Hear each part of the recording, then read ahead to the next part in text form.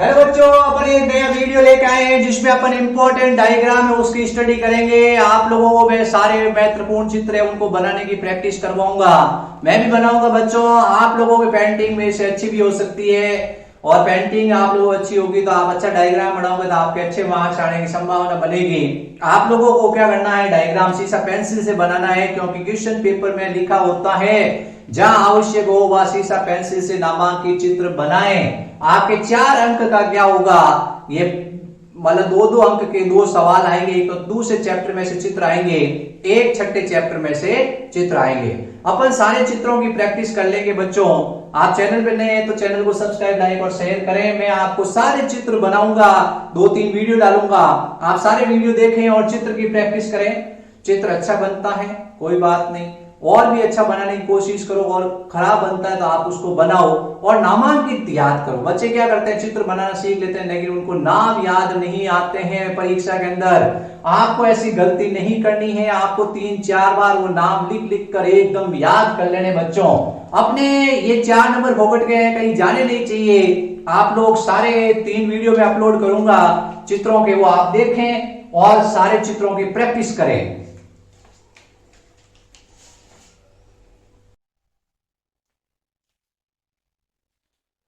Hello बच्चों, अपन chapter number 2 और chapter number 4 के मोस्ट इंपॉर्टेंट डायग्राम है उनकी स्टडी करेंगे। अपन चैप्टर नंबर 2 और चैप्टर नंबर 4 के जो मोस्ट इंपॉर्टेंट डायग्राम है, जो कि अपने 4 नंबर का क्वेश्चन आएगा। कितने नंबर का आएगा, 4 मार्क्स का क्वेश्चन आएगा, यानी 2-2 मार्क्स के 2 क्वेश्चन हैं।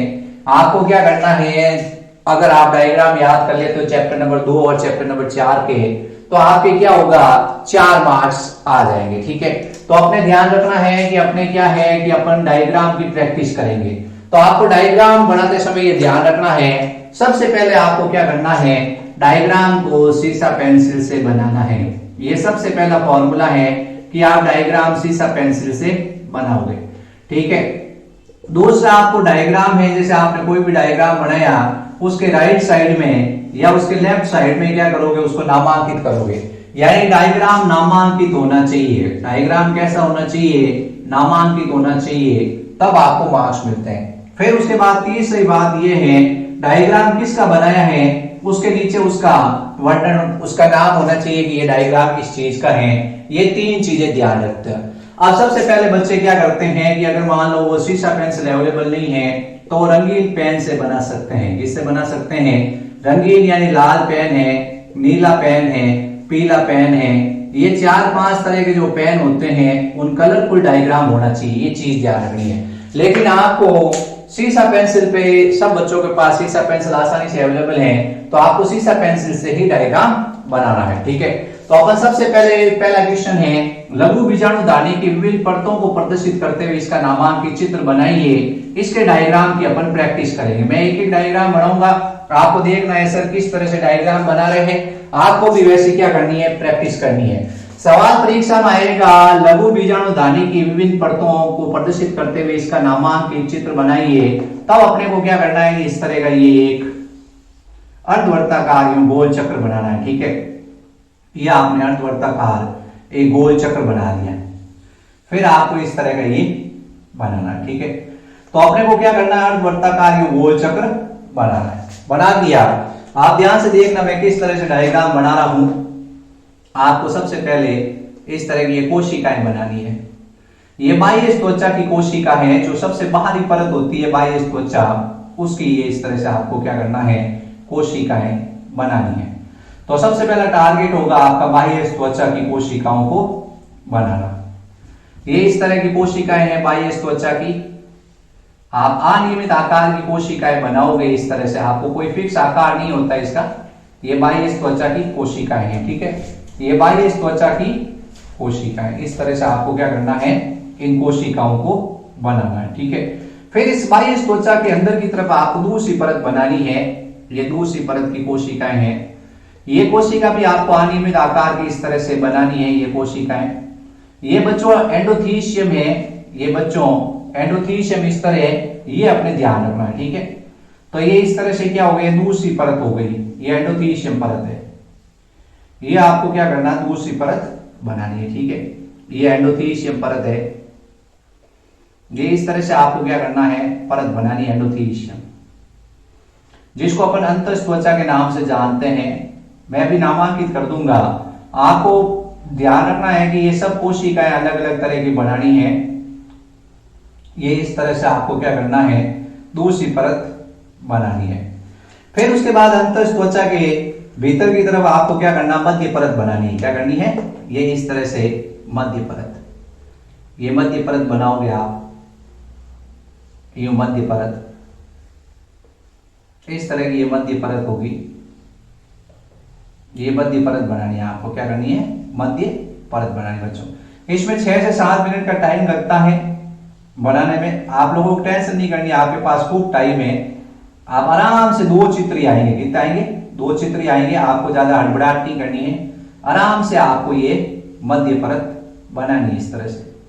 ये मध्य परत है, क्या है, ये मध्य परत है। एक परत आप इस तरह से और बना सकते हो इसकी, ये मध्य परत। इस मध्य परत की विशेषता, इसका जीवन काल अल्पकालिक होता है, ठीक है। इसका जीवन काल ज्यादा नहीं होता, इसका जीवन काल क्या है, अल्पकालिक है। कैसा है, अल्पकालिक है। तो इस तरह ये 3 परत बन चुकी है। फिर आपको क्या करना है, इसके सबसे भीतर की तरफ टैपिटम बनानी है। क्या करनी है, टैपिटम बनानी है। टैपिटम की आप कोशिकाएं थोड़ी बड़ी और सुस्पष्ट बनाओगे इस तरह से। ये टैपिटम स्तर की कोशिकाएं हैं, जिसमें केंद्र बड़ा और सुस्पष्ट बनाना आपको इस तरह से टैपिटम स्तर की कोशिकाएं हैं, ठीक है। ये आपको टैपिटम स्तर की कोशिकाओं का निर्माण करना है इस तरह से। ये टैपिटम बन गई। अब टैपिटम बनने के बाद में क्या होगा, इसके अंदर गुरु बीजाणु मात्र कोशिकाओं का निर्माण करना आपको। ये गुरु बीजाणु मात्र कोशिकाएं हैं टैपिटम के भीतर की ओर। सॉरी, इसमें लघु बीजाणु मात्र कोशिका होती है बच्चों, ये चीज ध्यान रखना। ये लघु बीजाणु मात्र कोशिकाएं हैं। इस तरह से इसमें क्या होगा, अपन इसको बीजाणु जन ऊतक के नाम से भी जान सकते हैं कि ये बीजाणु जन ऊतक है। तो इस तरह से आपको क्या करना है, इसका फॉर्मेशन करना है। ये इस तरह की कोशिकाएं बन गई, क्या बन गई, ये इस तरह की कोशिकाएं बन चुकी हैं।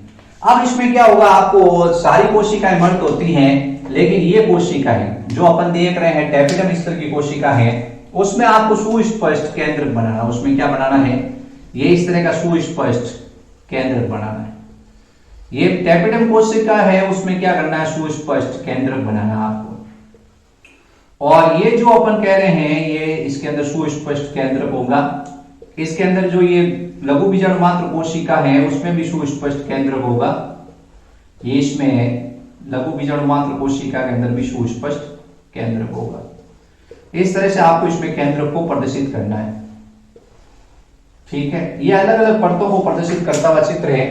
अब जो टैपिटम स्तर की कोशिका बनाई बच्चों, उसमें क्या है, इस तरह से सघन और गाढ़ा जीव द्रव्य बताना है। इसमें क्या बताना है, सघन और गाढ़ा जीव द्रव्य बताना है।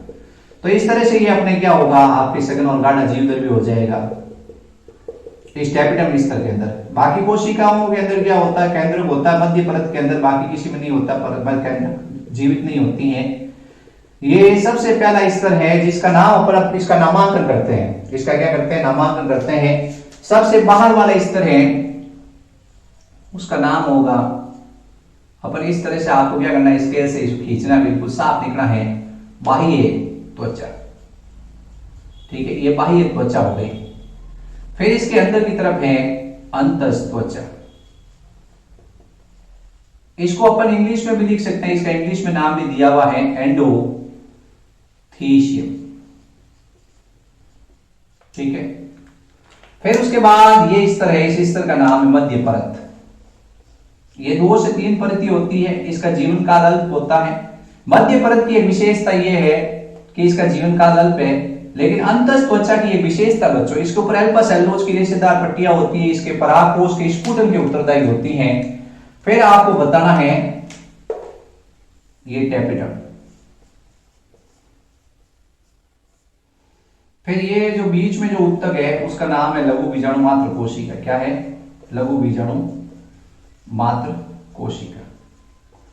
इस तरह से ये आपको डायग्राम बनाना बिल्कुल सुंदर सुस्पष्ट, ठीक है।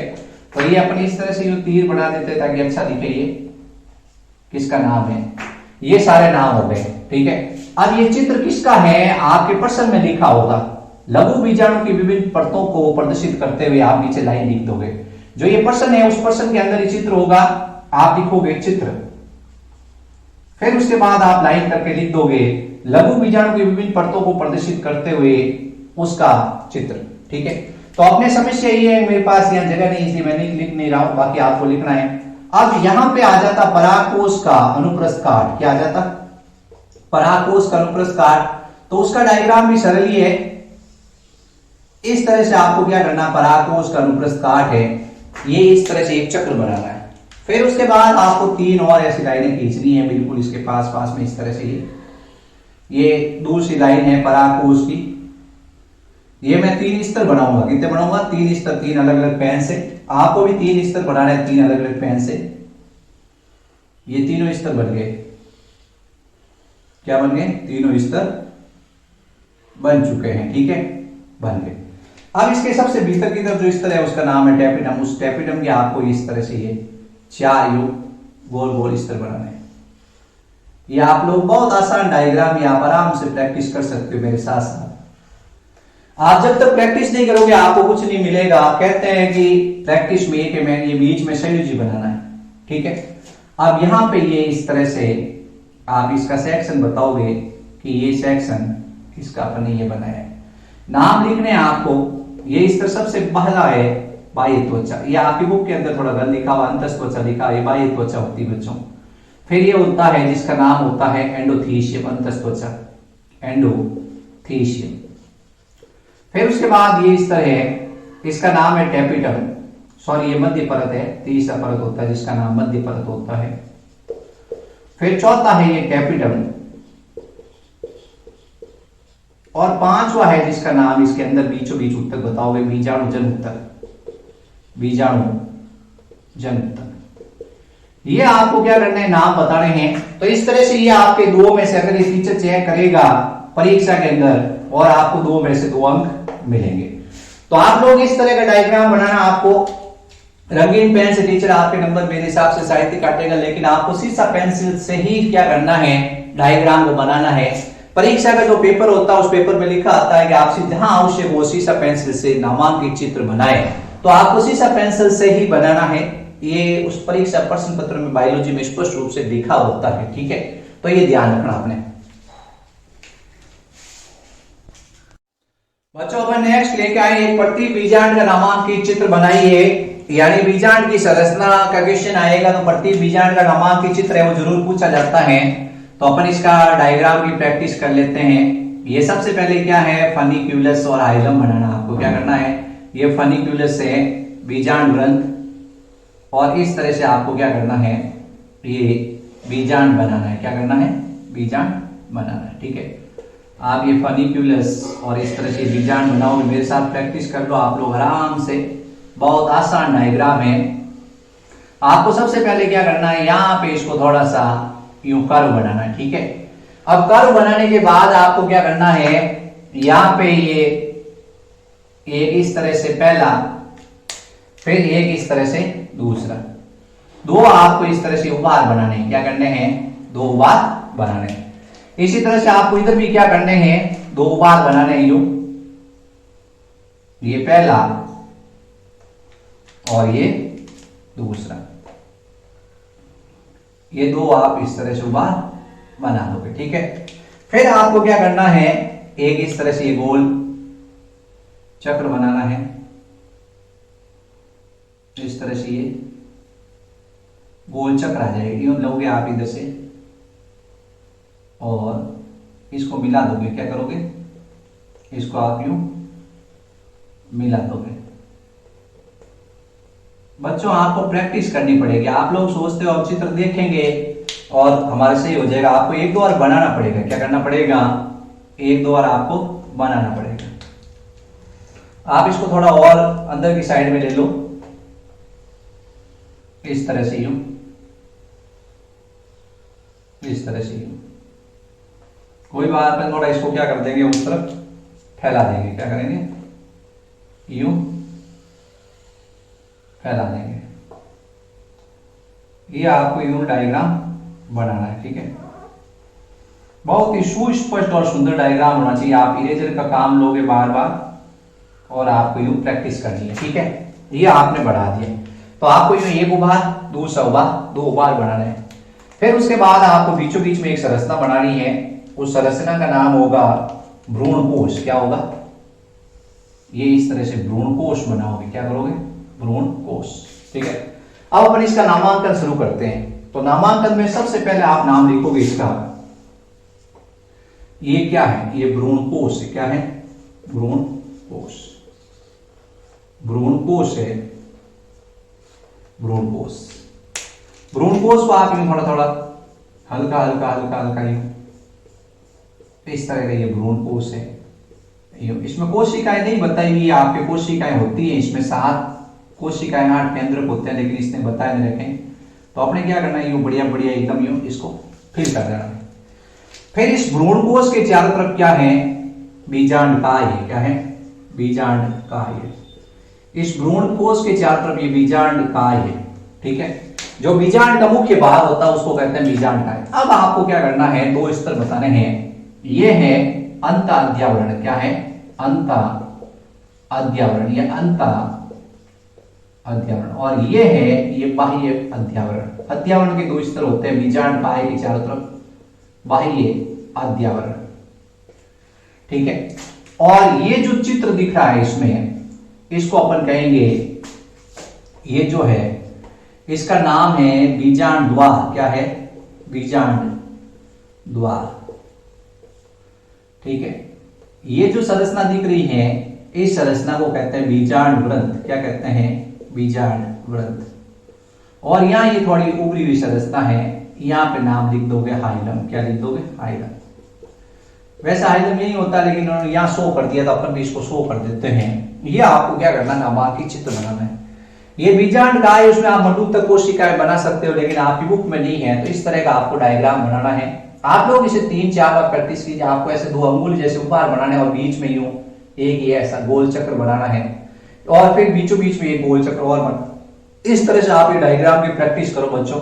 Practice make a man to perfect आपको याद हो जाएगा। और ये नाम आपको लिख लिख कर याद करने पड़ेंगे, ठीक है। ये अपने ध्यान रखना है।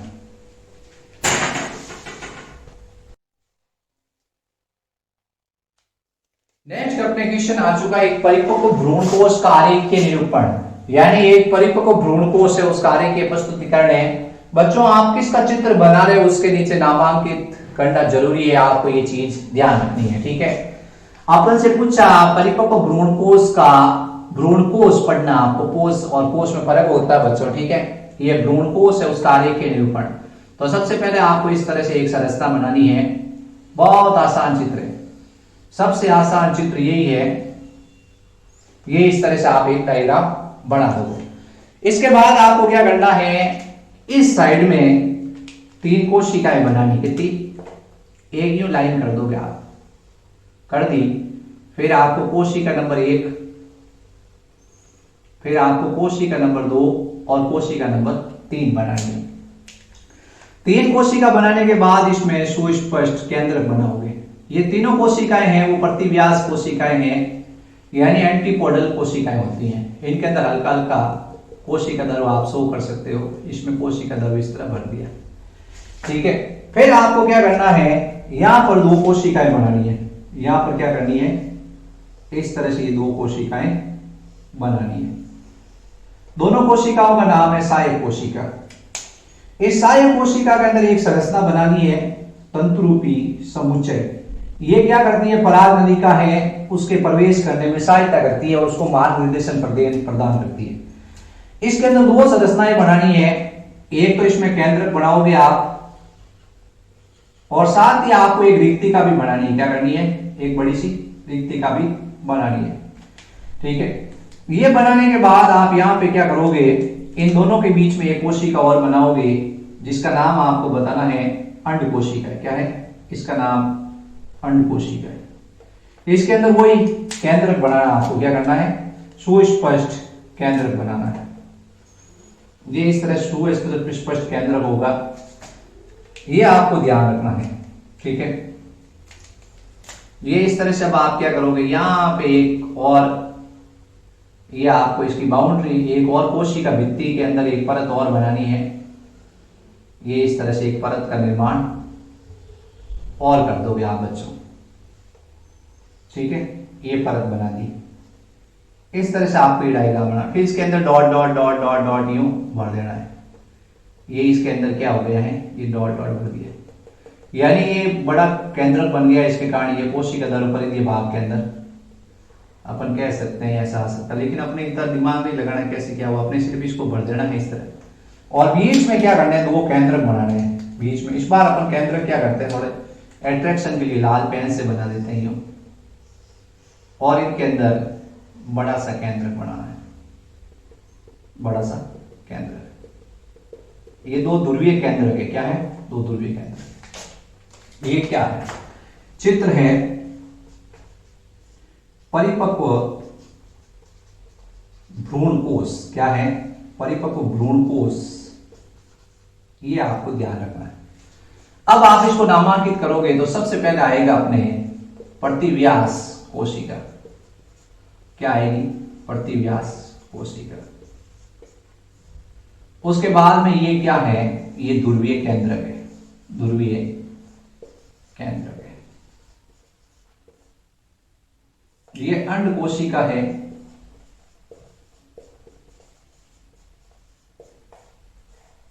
ये सहायक कोशिका है, आपको नाम दाएं बाएं लिखने हैं। ये तंतु रूपी समुच्चय है। तंतु रूपी समुच्चय का कार्य कई बार परीक्षा में आ चुका है, फिलिप और मैपर्टस। ये इसका केंद्रक है, ठीक है।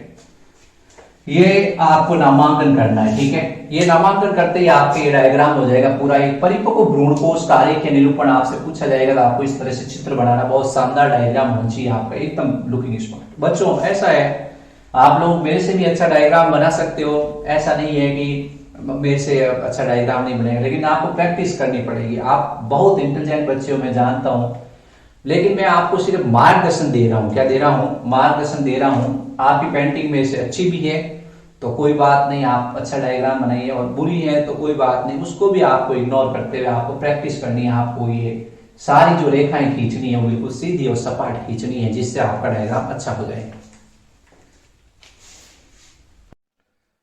बच्चों अपने नेक्स्ट डायग्राम आ चुका है, विसर्जित भ्रूण कोष युग्मनज पुट्टी का नामांकित चित्र बनाइए। बहुत ही आसान डायग्राम है, आपको शब्द को ध्यान से पढ़ना है।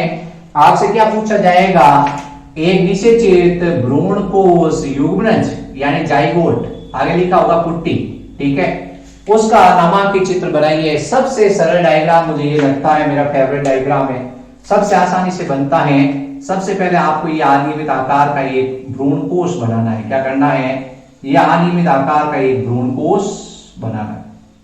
सब बना दोगे, कोई समस्या नहीं है। फिर आपको क्या करना है, यहां पर एक कोशिका बनानी बीचों बीच में बड़े आकार की। ये हो गए युग्मनज, क्या हो गई, ये युग्मनज हो गई। तो सबसे पहले आपको एक बड़े आकार की ये ऐसा अनियमित आकार का भ्रूण कोष बना दोगे। नीचे अपन लिख देंगे चित्र निषेचित भ्रूण कोष, क्या लिख देंगे, निषेचित भ्रूण कोष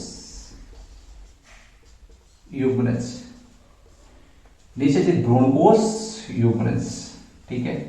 बहुत आसान है, इस तरह से आपको पढ़ना है। अब अपन ने ये सबसे पहले लिखा है युग्मनज, तो अपन लिख देंगे युग्मनज। अब बच्चों युग्मनज क्या होता है, द्विगुणित होता है, तो अपने को ये बताना इस तरह से, ठीक है। फिर इसके पास में यहां दो सहायक कोशिका आप बना दोगे। एक सहायक कोशिका यूं बना दोगे और एक सहायक कोशिका यूं बना दोगे, और उसके आगे ये लिखोगे अपाशित। क्या लिखोगे, अपाशित, या अपभ्रष्टीय भी लिख सकते हो। अपाशित अच्छा है वर्ड, अपभ्रष्टीय लिखा हुआ आपकी बुक के अंदर अपाशित। ये क्या है, सहायक कोशिका, क्या है, सहायक कोशिका। ये अपाशित सहायक कोशिका है, ठीक है। ये आपको बनाना है। अब आपको क्या करना है, ये बनाने के बाद में यहां पर तीन छोटे छोटे, यहां पर तीन छोटी छोटी कोशिकाएं बनानी है, इस तरह से यूं लाइन में। ऐसे लाइन में बनाकर आप बता दोगे अपभ्रष्टि है, या अपभ्रष्टि वर्ड अच्छा नहीं रहता बच्चों, अपहासित यानी डीजनरेट, ये कोशिका एक्चुअल में क्या हो चुकी हैं, अपासित प्रतिव्यास कोशिका। कैसी है? प्रतिव्यास कोशिका, एंटीपोडल सेल्स, ये डीजनरेट हो जाती है। ठीक है, ये बना दी। फिर उसके बाद में आपको बीचों बीच में क्या करना है, एक बड़ा सा केंद्रक बनाना है। ये इस तरह से बड़ा सा केंद्रक बना दोगे। ठीक है, अपन इसका नाम लिखेंगे त्रिगुणित प्राथमिक भ्रूणपोष केंद्रक। त्रिगुणित प्राथमिक भ्रूणपोष केंद्रक। ठीक है, आगे यहां लिख देंगे 3N ट्रिप्लोइड, और ये नाम लिखेंगे अपन इस तरह से। ये क्या है? ये अपने हैं भ्रूणपोष। पोष नहीं है बच्चों, ये भ्रूणपोष आया। क्या है? भ्रूणपोष, त्रिगुणित भ्रूणपोष। क्या है? त्रिगुणित भ्रूणपोष कोशिका। ये केंद्रक है और ये क्या है? ये कोशिका है। इस तरह से अपने क्या हो गया है, ये डायग्राम हो गया है। एक चीज आपने नोट की होगी, मैंने नाम लेफ्ट या राइट में लिखे हैं, मैंने ऊपर नाम ले जाकर नहीं लिखे हैं, तो आपको भी ये ध्यान रखना है, नाम आपको लेफ्ट और राइट में लिखना है। ये ट्रिप्लोइड है, ये डिप्लोइड है, ये क्या है? ये अपने निषेचित भ्रूणकोष है। क्या है?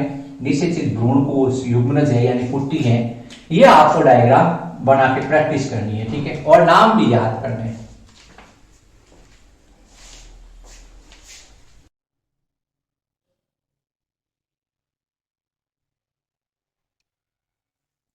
बच्चों अपन ने नेक्स्ट है अपने डायग्राम पराग नलिका के माध्यम से नर युग्मक का भ्रूणकोष में स्थानांतरण, यानी पराग नलिका के माध्यम से नर युग्मक का भ्रूणकोष में स्थानांतरण होता है, उसको अपन समझाएंगे किस तरह से।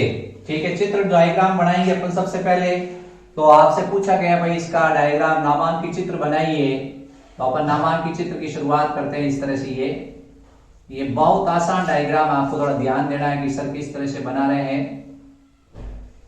ये परागस्त्रीकेशन क्रिया क्या होती है उसको भी पूछा जा सकता है, या निषेचन को भी पूछा जा सकता है। ठीक है, तो आपको इस तरह से क्या करना है, ये थोड़ा इसको क्या करता है, बड़ा बनाता है, ताकि इसके अंदर क्या है, काफी नाम है, तो अपन इसको थोड़ा डायग्राम को थोड़ा इसको बड़ा कर देते हैं। अंडाशय, ये अंडाशय क्या हो जाएगा, थोड़ा बड़ा हो जाएगा। ठीक है, अब अपन क्या करेंगे, सबसे पहला अपना टारगेट है परागकण, या 4-5 परागकण बना देंगे अपन इस तरह से। ये परागकण बना दिए। कुछ परागकण की परागनलिका छोटी बनाएंगे, कुछ परागकण की परागनलिका थोड़ी लंबी बनाएंगे, थोड़ी और ज्यादा, और कुछ परागकण की परागनलिका बहुत ज्यादा लंबी बनाएंगे। ये परागकण का अंकुरण हो रहा है। ठीक है, परागकण का अंकुरण भी पूछा जाए तो आपको इस तरह का चित्र बनाना है।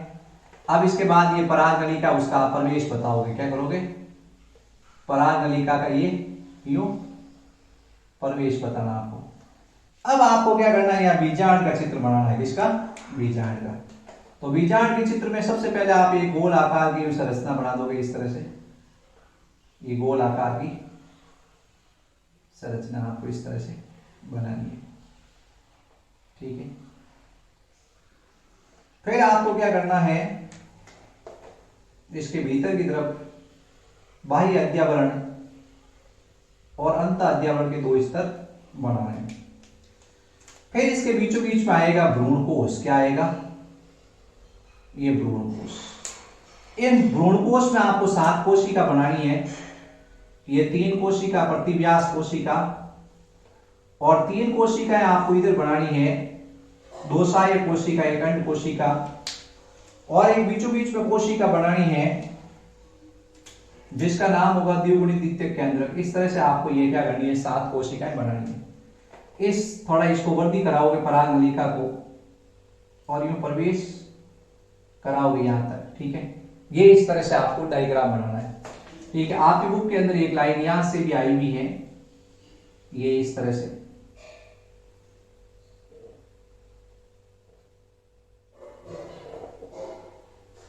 ये आपको डायग्राम देखना बच्चों ध्यान से।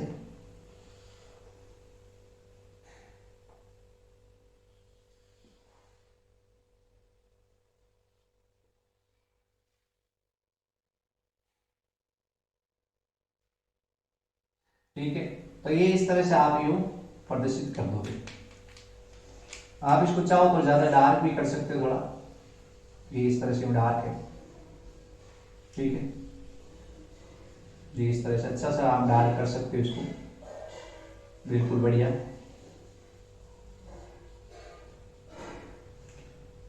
अब अपन इसका नामांकन करना है, तो सबसे पहले नाम है पराग नली का, क्या है? ठीक है, फिर ये है परागकण, क्या है?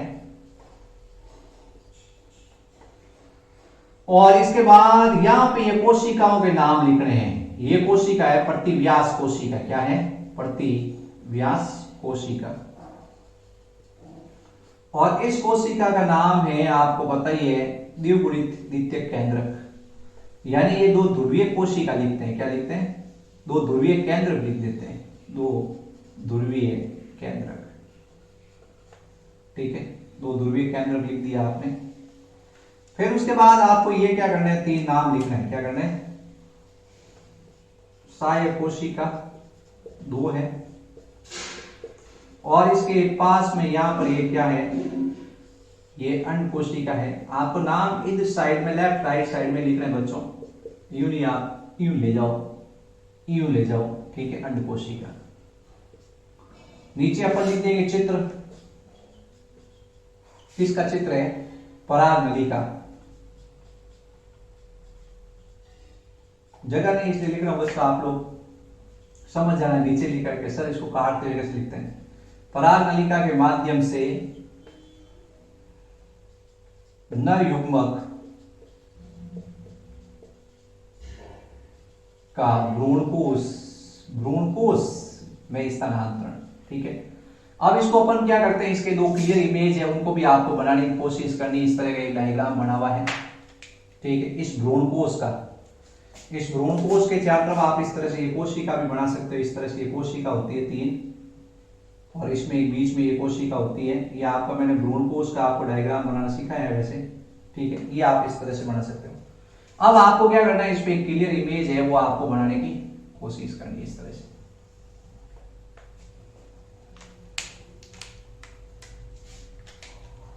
बहुत आसान डायग्राम है आपकी बुक के अंदर। यहां पर ये क्या है, ये अंड कोशिका को प्रदर्शित किए हुए हैं। यह एक बड़ी सी रिक्तिका बनाई इसने, और यहां पे एक केंद्रक बनाया है। उस केंद्रक का नाम लिखा है अंड केंद्रक। ठीक है, और यहां पर ये दूसरी कोशिका बनाई है जिसका नाम है सहायक कोशिका। क्या बनाई है? सहायक कोशिका। इसमें भी एक केंद्रक बनाया है। क्या बनाया है? केंद्रक, और एक छोटी सी रिक्तिका इसके आसपास। और ये दूसरी जो सहायक कोशिका वो तंतुरूपी समुच्चय का निर्माण कर रही है। इसको अपन अलग पेन से बनाते हैं तंतुरूपी समुच्चय को बच्चों, थोड़ा जिससे आपको महसूस हो कि तंतुरूपी समुच्चय बना। ये इस तरह के तंतुरूपी समुच्चय है। क्या है? तंतुरूपी समुच्चय आपको इस तरह का बनाना। ये तंतुरूपी समुच्चय सहायक कोशिका द्वारा बनता है, और ये क्या करता है, पराग नलिका के मार्गदर्शन को निर्देशित करता है। अब अपन यहाँ पे इधर ये आ रहा है पराग नलिका। इस पराग नलिका का इसमें प्रवेश बताते हैं, और यहां पर दो नर युग्मक बताते हैं। क्या बताते हैं? पू युग्मक लिख सकते हैं, पू युग्मक, पू युग्मक, या लिख सकते हो नर युग्मक।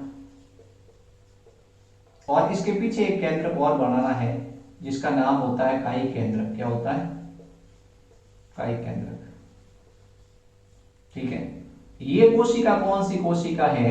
इस कोशिका का नाम आपको बताना है सहायक कोशिका, सहायक कोशिका। और इस कोशिका का नाम क्या है? ये तंतुरूपी समुच्चय है जो सहायक कोशिका द्वारा बना है। तंतुरूपी समुच्चय समझ जाओगे बच्चों, मैं ऊपर लिख रहा हूं।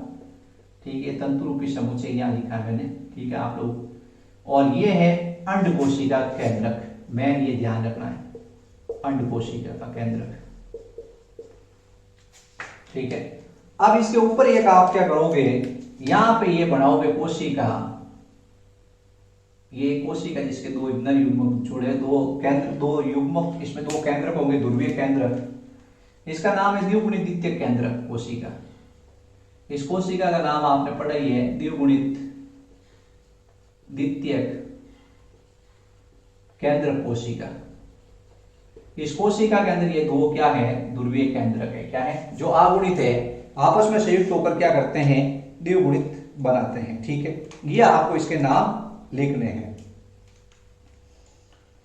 अब अपन क्या करते हैं, नेक्स्ट इसके बाद इसको थोड़ा और इसके अंदर प्रवेश हो चुका है, दो नर युग्मक, उस डायग्राम को भी अपन देख लेते हैं। इस तरह का डायग्राम है। इसमें क्या है, सर आपने देखी तरह पेन स्टार्ट कर दिया, अलग अलग बनाते हैं बच्चों। ठीक है, ये वापस वही कोशिका, अंड कोशिका, लेकिन इस अंड कोशिका थोड़ा परिवर्तन करेंगे, इसमें केंद्रक बनाएंगे और ये दो नर युग्मक डालेंगे। एक नर युग्मक इस कोशिका में डालेंगे। ठीक है, एक नर युग्मक आ चुका है इस अंड कोशिका के साथ, एक नर युग्मक इसमें आ चुका है, अंड कोशिका के साथ आ चुका है। और फिर उसके बाद इसको अपन थोड़ी लंबी करेंगे, इसको पराग नलिका को, और इस तरह से बता देंगे पराग नलिका उससे दो नर युग्मक मुक्त हो चुके हैं। ये तंतुरूपी समुच्चय है। अब इसके बाद यहां पर क्या होगा, यहां पर ये दूसरा नर युग्मक है उसको मुक्त करेंगे। यहाँ पे ये कोशिका होगी और यहाँ पे दूसरा नर युग्मक होगा, उसको मुक्त करेंगे और किसके साथ जोड़ेंगे, दो ध्रुवीय केंद्र के साथ जोड़ देंगे। ये दो ध्रुवीय केंद्र के उसके साथ जोड़ देंगे। इसमें नाम ये लिखेंगे मैं, ये नर युग्मक है। क्या है, ये नर युग्मक है, ये भी क्या है, नर युग्मक है। ठीक है, ये क्या है, ये प्रक्रिया प्रारंभ हो रही है, ये प्रक्रिया आगे बढ़ रही है, ये प्रक्रिया और भी आगे बढ़ रही है। ठीक है, ये अपने ध्यान रखना है। और ये क्या है, अंड केंद्रक है। क्या है, अंड केंद्रक है, ये ध्यान रखना है। और ये क्या है, ध्रुवीय केंद्रक है। इस तरह से आपको क्या करना है, नामांकित करना, बिल्कुल सुंदर सुंदर। ठीक है बच्चों, आपको बिल्कुल स्पष्ट रूप से समझ में आ जाएगा किस तरह से आपको क्या बनाना है। ठीक है, आपको चित्र अच्छे लगते हैं तो आप सब्सक्राइब जरूर करें बच्चों, दोस्तों को शेयर करें। थैंक यू बच्चों।